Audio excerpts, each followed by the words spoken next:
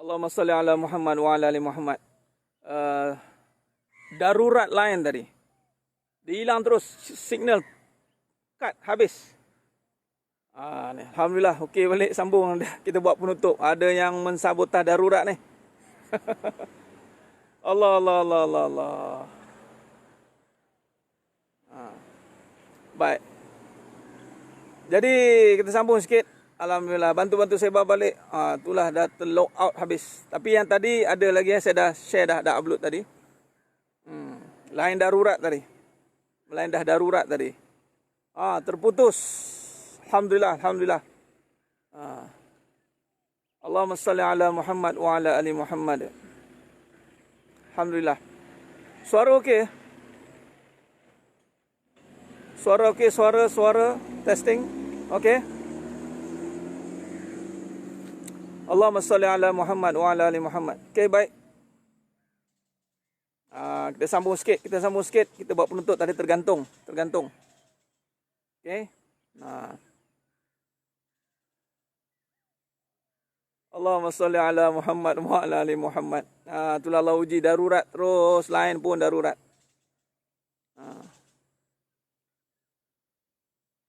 Yang jual lebih suka Allah.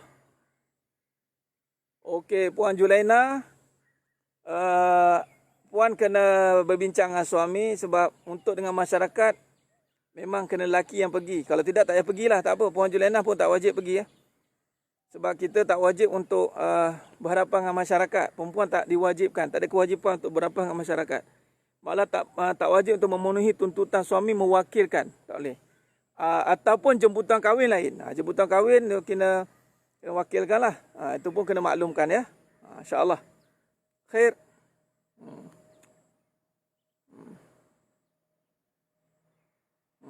Itulah. Ada sabotas lain ni. Sabotas lain. Baik, kita sambung tadi. Syurga ni Allah nak bagi percuma. Tapi kita lah kena tunjukkan inisiatif kita. Kita kena tunjukkan kemahuan kita. Baik, dalam satu kenyataan saya tulis begini. Bab kemahuan kita kena letakkan kepada akhirat. Bab dunia kita letakkan pada keperluan. Akhirat itu kemahuan. Saya mahukan syurga Ustaz. Saya perlukan dunia. Dunia bukan kemahuan. Dunia keperluan. Akhirat itu kemahuan. Okey? Jadi maknanya akhirat tu kemahuan kita. Kehendak kita nak akhirat. Kita nak akhirat. Kita nak syurga. Kita tak mau neraka. Jadi kita kena bijak dalam kita menguruskan kehidupan kita ini. Jadi bila kita bawa kefahaman ini ke dalam hidup kita, dalam kefahaman kita ini, dalam kehidupan ini, maka kita kena perjelaskan dengan sejelas-jelasnya bahawa kemahuan kita untuk syurga itu kena letak high priority. Bila kita tertukar, masalah sekarang jadi darurat ni apabila kita kemahuan pergi kepada dunia. Tu bergebuk pangkat tu. Saya mahu pangkat, jam lah. Saya perlu pangkat. Perlu kalau tak dapat dia tak bergaduh. Keperluan saja. Tapi dalam keperluan, padanya ada kemahuan, nafsu, tu jadi kelang kabut. Biar kita alihkan kemahuan kita ke syurga. Akhirat kemahuan. Dunia keperluan. Okey? Saya nak syurga. Ya. Dan Nabi suruh doa minta syurga. Syurga yang paling tinggi. Firdaus. Bila kita mahu syurga, mampu tidak? Kita tak mampu. Jadi di situ datangnya sifat kehambaan. La haula wa la quwata illa billah. Dunia keperluan bukan prioriti keutamaan. Kemahuan letakkan keutamaan. Keutamaan pada kemahuan. Keperluan sekadar memenuhi keperluan saja. Okey? Baik. Jadi kita perlukan dunia untuk memenuhi kemahuan kita di syurga. Tu dia ayat dia. Kita perlukan suami bagi seorang isteri kerana saya mahukan syurga. Ingat, kemahuan tidak akan terisi tanpa ada keperluan yang cukup. Keperluan, kita perlu kepada jalan-jalan untuk menuju pahala. Keperluan untuk beramal. Kita perlu beramal. Keperluan. Beramal di mana? Di dunia. Apa saja pada dunia itu keperluan. Okey. Kemahuan itu letak pada akhirat. Alihkan nafsu kepada akhirat. Itu cara dia. Kemahuan itu bersama nafsu. Nafsu itu kehendak. Kehendak letak pada akhirat. Okey. Bukan mahukan duit. Ya. Perlukan duit. Saya perlukan suami ustaz. Bolehkah saya menumpang? Contoh. Pergi ramai tu. Banyak lagi yang sahabat-sahabat yang masih ada single seat. Yang 2 seat kosong lagi kat belakang tu kan. Okey. Jah. Abang perlu kahwin Jah. Kenapa? Kita kena tolong dia Jah. Kan senang cakap macam tu. Keperluan untuk kahwin. So, abang mahu kahwin ni. Nampak sangat buruk no. Rupa bunyi perlu. Dalam poligami punya permintaan. List. Dia tulis perlu. Dan mampu. Perlu kahwin atau tidak. Okey. Nafsu kena ada. Nafsu itu adalah kemahuan. Apa yang ada pada dunia, itulah kalau letak kemahuan pada dunia, dia akan rosak. Jadi kemahuan letakkan pada akhirat. Kehendak. Keperluan letak pada dunia. Jadi kita perlukan duit. Saya masih single ni ustaz. Jadi doa minta ke Allah. Ya Allah, aku perlukan suami. Okey. Ramai lagi tu Jadi nikah itu sunnah. Okey. Nikah itu sunnah. Nabi bukan poligami, Nabi nikah banyak kali. Nikah. Okey. InsyaAllah. Banyak permintaan ustaz, tuan badan tak bersungguh-sungguh. Tak apalah kalau ada tuan badan, dia belum sampai tahap kemahuan nak pahala. Puan Fazilah lah kena abang kena ada kemahuan untuk pahala banyak abang. Abang bayangkan, seorang isteri abang dah ada pahala. Bayangkan abang ada isteri yang kedua ada pahala, ketiga pun pahala, keempat pahala. Kan abang ada 4 pahala, abang tak mahu pahala ke? Dalam hati tu, mahu juga isteri. Bang, mahu pahala bang. Abang kalau nak pahala, abang perlukan isteri-isteri untuk mendidik. Begitu. Ni, mahu. Mahu. Letak pada dunia. Saya mahu berjaya. Dah nafsu. Saya mahu kahwin. Dah nafsu. Itu jadi darurat tu. Bila kemahuan tidak dapat dipenuhi, dia akan jadi darurat. Kemahuan kita tak dipenuhi untuk dunia, dia akan jadi darurat lah. Itunya asal boleh tu. Dah darurat ustaz, boleh tak saya melacur diri? Darurat. Dah darurat ustaz, boleh saya mencuri? Dah. Salah guna tempat lah tu. Salah dia. Okey. Macam mana boleh terjadi ni darurat dalam kehidupan ni? Apabila diletakkan kemahuan pada dunia. Jadi dia jadi darurat lah. Bila kemahuan pada perempuan itu tinggi, dia jadi darurat. Tu je bermaksiat tu. Bila darurat atas alasan darurat, doruriyat, terpaksa nak lepaskan nafsu. Siapa suruh letak nafsu kat dunia? Nafsu letaklah kat akhirat. Saya mahukan pahala. Saya perlukan pahala. Saya mahukan pahala. Saya perlukan benda untuk memenuhi kemahuan pahala saya. Betul. Nampak? Itu cara dia.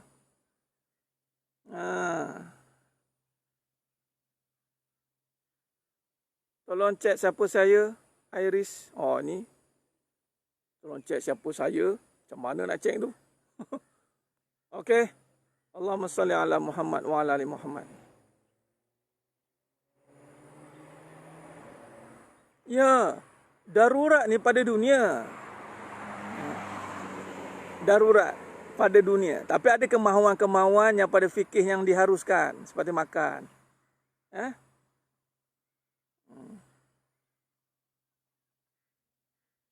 Okey.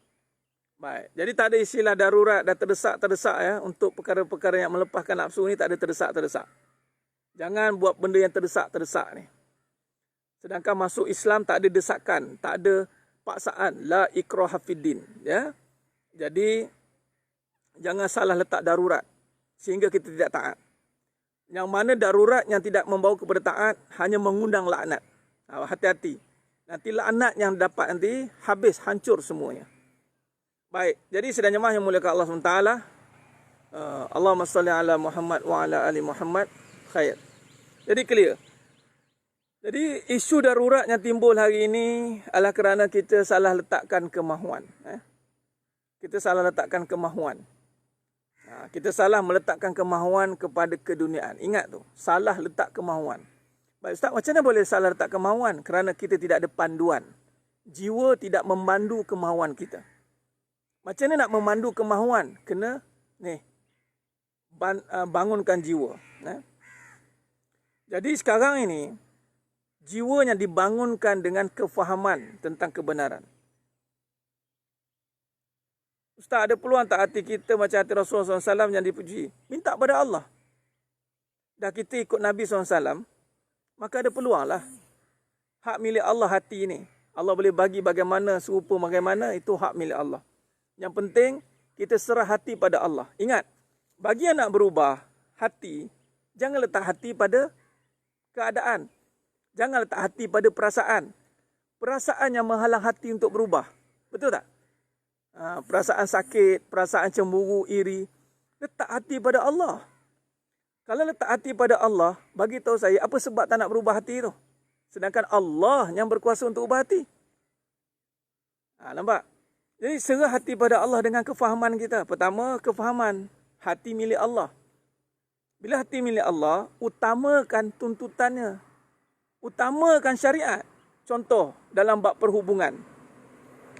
Dalam bab perhubungan, ketika berlaku konflik, utamakanlah pendamaian. Syariat suruh berdamai kan? Berdamailah. Janganlah buat satu perkara yang boleh merosakkan. Ya, Tuan Haji Mahmud, fakta soal perempuan. Sembang tentang kami punya seronok. Tapi bila sembang tentang poligami, semua marah. Kenapa Ustaz? Sebab perasaan. Tuan Haji, poligami ni melibatkan perasaan. Dia di situlah Allah menguji tentang keyakinan dia tentang kasih sayang Allah. Bila dia berkahwin hanya dengan perasaan, maka berlakulah keadaan yang tidak ketentuan. Dengan perasaan je. Kan kahwin dengan perasaan sayang, bukan dengan rasa sayang. Rasa ni dengan kesedaran. Sama juga dengan lelaki. Bila lelaki dia nak berpoligami dengan hanya perasaan saja. Perasaan ni apa? Kemahuan. Sekadar kemahuan. Sama juga dengan perempuan. Dia berkahwin dulu kerana kemahuan, bukan kerana kesedaran kena kahwin. Kalau kahwin kerana kesedaran, sudah pasti tak ada pergaduhan. Sebab wanita sedar, ketika dia kahwin, dia nak syurga. Dia nak taat. Dia tidak boleh melawan suami. Sebab tujuan kahwin adalah untuk Allah. Lillah kan? Kenapa cerita berebut suami? Tak berlakulah. Tidak berlaku pergaduhan sekiranya niatnya untuk Allah. Biasa gaduh-gaduh ni niat untuk dunia. Alasan agama lah. Alasan agama tapi sebenarnya niat dia untuk dunia. Apa alasan agama niat untuk dunia? Dia sakit hati. Bergaduh ya, tak puas hati. Buat poligami marah. Sebab apa? Dia kahwin dulu ikut perasaan. Lelaki pun satu kadang-kadang hanya kahwin ikut perasaan, bukan kemahuan. Kemahuan ialah, kalau betul kahwin kerana kemahuan untuk dapat pahala, pastikan kemahuan itu dilaksanakan dengan sebaiknya. Okey? Ustaz, kalau isteri tak terdidik ni, Ustaz tahu bila? Didiklah. Isteri utama contoh. Didiklah sungguh-sungguh. Isteri kedua, didiklah. Tapi Ustaz, dia dah beri peluang untuk didik banyak kali. Ada yang jenis tak terdidik. Yang tak terdidik, bawa bincang. Kalau tak nak dididik, sebab dia dah diberi peluang berkali-kali. Tak mau dengar. Okey, bincang. Sebab ada lagi yang nak dididik ni. Mahu dididik. Saya berkahwin sebab saya mahu mendidik.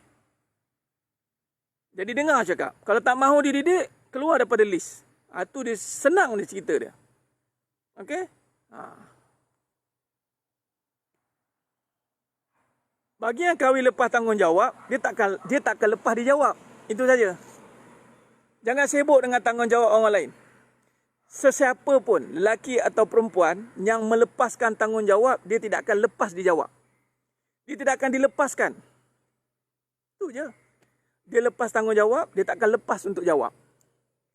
Siapa yang lepas tanggungjawab, dia tak akan lepas untuk jawab. Nak jawab Allah tanya, kena.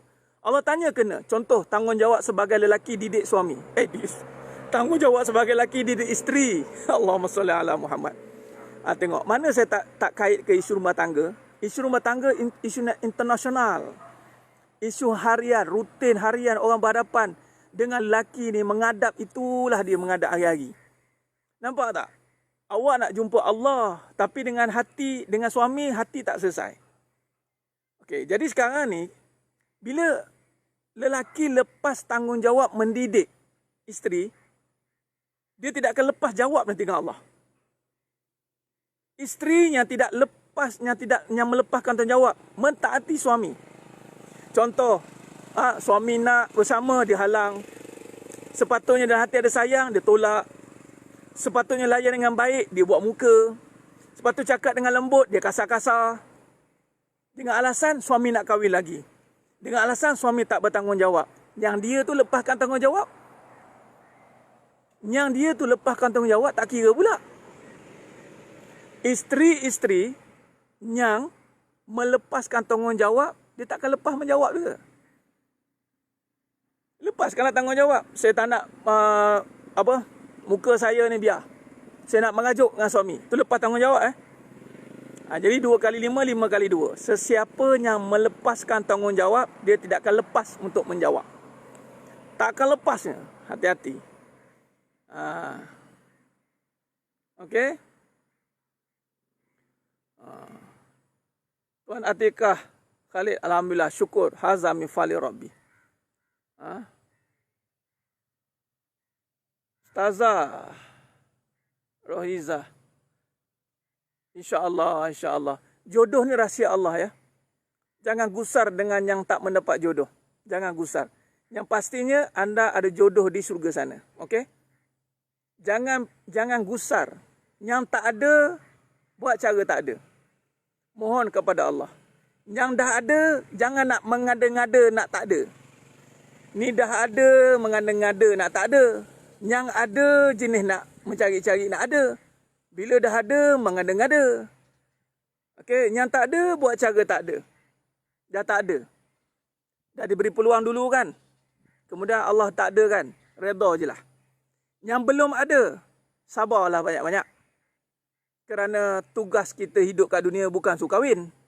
Tugas kita untuk taat pada Allah. Kalau yang sedang berbakti dengan mak ayah, seorang perempuan, teruskan. Itu syurga anda. Janganlah berangan-angan nak taat dengan suami pula. Kalau Allah takdirkan anda sedang mentaati mak ayah, teruskan. Lapang dada. Yang dah ada suami, jangan nak mengada-ngada. Nak mengada-ngada tak ada lah. Nak mengada-ngada tak layak lah. Nak mengada-ngada saya tak layak, saya tak ni. Pang sedih apa tau. Allah dah bagi ingat senang ke nak menghalalkan faras tu. Allah dah bagi yang halal, mengada-ngada nak haramkan. Duduk dan diam. Tu ayat dia. Tapi dia tak bertanggungjawab, Ustaz. Habis tu kalau dia tak bertanggungjawab, kamu tu bertanggungjawab lah. Jadilah isteri yang bertanggungjawab. Jangan nak menjawab-jawab. Okey, selesai. Bab suami. Jangan nak lepaskan tanggungjawab. Nanti kan nak menjawab nanti dengan Allah Ta'ala. Payah. Okey. Okey. Dah ada yang ada komplain sana, komplain sini. Dah ada, hadap je apa yang ada. Nampak? Yang dah ada isteri. Jangan nak mengada-ngada tambah lagi sebab tak cukup dengan apa yang ada. Sebab apa ni nak tambah lagi?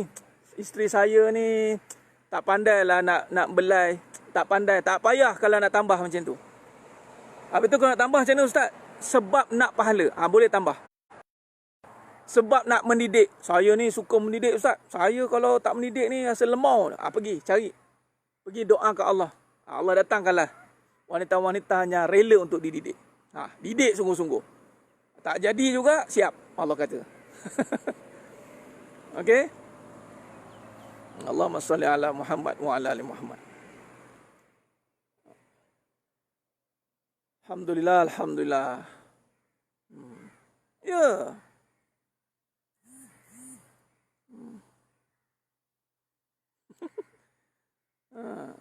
Hadap lah. Hadap ni maksudnya kita kena berlapar. Jangan ikut iblis. Saya kata, iblis ni, saya nak bagi tahu iblis ni, time tengah halal, payah nak berbincang. Tapi bila dah bercerai, bincang elok pula, nak jadi kawan, iblis. Time yang halal, kau punya susah nak bincang, ya Allah, siapa kena guna orang tengah nak bincang. Tapi bila dah haram, tak perlu pula orang tengah. Senyap-senyap dia jumpa. Senyap-senyap dia bermesis. Nampaklah setan kan? Itu namanya ikut setan. Bila ikut setan, benda yang halal, dia buat cara macam haram. Bila benda yang haram, dia buat cara macam halal. Dah jadi bekas, buat macam tak ada apa-apa. Alasan anak, hati-hati, jangan ikut setan, jangan ikut iblis, ikut Nabi. Nabi kata apa? Berdamailah, maafkanlah. Ingat Nabi suka ke cerai-cerai ni? Kalau jumpa Nabi, ingat Nabi kata, cerai. Cerai. Asal jumpa Nabi dia, cerai. Hendun yang bunuh pak saudara Nabi, bukan bunuh, yang makan, yang bunuh pak saudara Nabi, Hamzah, Sayyidina Hamzah itu, saya lupa nama dia. Tapi yang kunyah jantung pak saudara Nabi, Hendun mengadu dekat Nabi, suami dia kedekut amat. Dia pun nak live juga. Nampak tak benda-benda yang terbang tu? Ada macam binatang tu. Dia dekat live. Dia nak live juga. Betul-betul dekat kamera dia duduk. Waalaikumsalam warahmatullahi. Baik. Jadi, Hendun mengadu kat Nabi. Suami kedekut. Ada Nabi kata, kalau macam itulah kedekut, kamu fikir-fikirlah Hendun, katanya. Kamu fikir-fikirlah. Sahabat-sahabat ramai lagi tu, kota kosong. Ada Nabi nasihat gitu. Nabi kata, sabar, ambil berapa yang perlu untuk kamu, katanya. Itulah datang hukum, isteri boleh ambil duit suami tanpa izin sekiranya suami kedekut tayu masin. Tapi ambil berapa perlu tau, bukan ambil berapa yang mahu. Ini dia ambil semua duit suami tu. Ada Nabi kata, kerjalah Indon, suami kamu tak boleh harap. Ada. Ini perempuan sekarang pantang suami tak bagi nafkah, melompat nak cari duit. Melompat. Suami tak bertanggungjawab, nak harapkan suami tak boleh harap. Nabi kalau ada sekarang ni, cuba fikirlah. Adakah Nabi akan cakap, ini kamu kena usaha sendirilah ya. Tengok suami ni tak boleh pakai ni katanya. Kena ada duit sendirilah ya. Pergilah kerja. Allahumma salli ala Muhammad wa ala ali Muhammad. Jadi maknanya, Nabi tak semudah-mudah suruh perempuan mengada-ngada. Ni mengadu buat nafkah tau. Biasa kan kita kan isu nafkah. Isu suami tak bertanggungjawab. Itu isu suami kedekut. Kan ada isteri yang tak nak terminta-minta dengan suami. Sebab tu kena ada duit sendiri, betul tak? Ada Nabi nasihatkan Hindun suruh macam tu. Contoh, Fatimah Az-Zahra. Radhiyallahu anha. Ketika mengadu dengan Nabi SAW, betapa penatnya Sayyidatina Fatimah Az-Zahra radhiyallahu anha menguruskan rumah tangga, sehingga kan Fatimah Az-Zahra radhiyallahu anha minta kepada Nabi, ada tak pembantu? Nabi cakap kat Fatimah, tu zikir Fatimah tu, subhanallah, alhamdulillah, Allahu akbar tu. Ada Nabi kata dekat Sayyidina Ali, kamu ni, kenapa kamu tak tolongnya Fatimah ni? Ini anak kesayangan aku, kamu faham ke? Ada Nabi cakap macam tu? Tak ada. Nabi kata, zikirlah. Kalau kita lah mengadu kat bapak kita, penat, suami tak tolong buat kerja rumah, saya buat semua. Kita tabur suami dia. Suami tak guna, tahu balik makan je, tahu ini. Itulah mengada-ngada. Nabi tak suruh sok isteri mengada-ngada. Nabi suruh zikir, ikut syariat. Ni dak sekarang, pun nasihat melambat-lambat. Tolonglah, berbaliklah kita pada Nabi SAW. Jangan ikut syaitan, jangan ikut iblis. Allahumma salli ala Muhammad wa ala ali Muhammad. Baik, jadi ingat, kita nak buat sesuatu, ingat Nabi. Bukan ikut kita. Aku ni ikut Nabi ke, ikut iblis? Ikut Nabi ke, ikut iblis? Fikir dengan iman. Dia tak ada ikut kita. Tak ada ikut aku. Sama ada ikut Nabi atau ikut iblis. Silap hari bulan, habis kita. Jadi, kena faham begitu. Baik. Jadi, sidang jemaah yang mulia Allah Ta'ala, saya kira cukup setakat itu. Kita jumpa untuk malam ni, insyaAllah. Malam ni kita ada live lagi. Okay, insyaAllah. Nabi sebaik-baik ikutan. Ikut Nabi. Apa yang Nabi nasihat, ikut. Ya. Apa yang Nabi suruh, kita buat. Ini banyak kita menangkan iblis. Okey. Baik, saya kira cukup setakat tu. Terima kasih banyak. Alhamdulillah. Sebelum line kembali darurat kembali, biasalah kan tajuk darurat ni pagi ni kita bagi sungguh-sungguh. Supaya tidak ada gangguan lagi. Saya kira cukup setakat tu dulu. Mohon maaf, mohon ampun, mohon maaf atas segala kekurangan. Tuan Muhammad Saifuddin, saya terbaca inbox untuk jumpa kan. Remind saya, kadang-kadang saya lupa. Terlepas pandang. Saya tengok baru saya ada buat kan, nak cakap nak jumpa. Nanti remind saya balik, insyaAllah. Okey. Terima kasih banyak. Terima kasih banyak kepada semua, insyaAllah. Moga-moga kita istiqamah untuk dalam majlis ilmu. Teruskan istiqamah. Jadi penuntut ilmu yang baik. InsyaAllah Allah akan bantu kita dengan niat yang ikhlas untuk Allah. Allah akan bantu kita. Jumpa malam ini ya. Kita ada kuliah pengajian online. Lisanul Haq, kalang-kalang kebenaran. Bantu sebarkan. Ajak sahabat andai, saudara mara, keluarga kita. Sama-sama menonton pengajian ini.